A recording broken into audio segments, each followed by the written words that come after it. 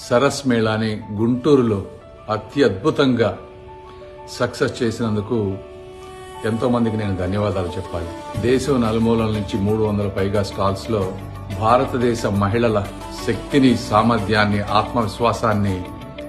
ఈరోజు గుంటూరులో ప్రదర్శించడం జరిగింది. ఆ రోజు మనం ఇచ్చిన పిలుపు మేరకు దాదాపు 13 లక్షల మందికి పైగా కేవలం గుంటూరు జిల్లా నుంచే కాకుండా పక్కన ఉన్నటువంటి పల్నాడు, బాపట్ల, అదేవిధంగా విజయవాడ ప్రాంతాల నుంచి వచ్చి అశేషంగా దీనిని ముందుకు తీసుకువెళ్లారు. ఈ కార్యక్రమాన్ని ఒక తక్కువ టైంలో అంటే 15 రోజుల గడువులో సంక్రాంతికి చేయాలి అనుకున్నప్పుడు డిస్ట్రిక్ట్ అడ్మినిస్ట్రేషన్ మొత్తం కూడా ముందుకు వచ్చి, ముఖ్యంగా మా జిల్లా కలెక్టర్ గారు తమీం అన్సారియా గారు, అదేవిధంగా పులి శ్రీనివాసులు గారు, municipal commissioner, SP, fire department వాళ్ళు, హెల్త్ డిపార్ట్మెంట్ వాళ్ళు, అదేవిధంగా అనేక డిపార్ట్మెంట్లకు సంబంధించినటువంటి వ్యక్తులు, అధికారులు, దాంతో పాటు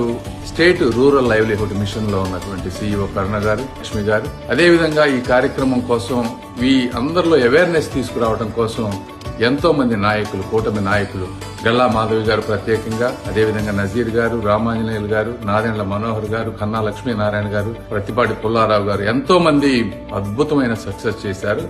మరొక్కసారి వీనన్నిటికంటే ముఖ్యంగా ఈ అవకాశాన్ని నాకు కల్పించినటువంటి గౌరవ ప్రధాని మోదీ గారు, అదేవిధంగా నేను పిలిచిన వెంటనే వచ్చినటువంటి మా ప్రియతమ ముఖ్యమంత్రి శ్రీ నారా చంద్రబాబు నాయుడు గారు, వారు రావటం వల్లనే దీనికి ఒక అవేర్నెస్, ఒక స్కేల్ కూడా వచ్చింది ఈరోజు ఆంధ్రప్రదేశ్లో. వారికి,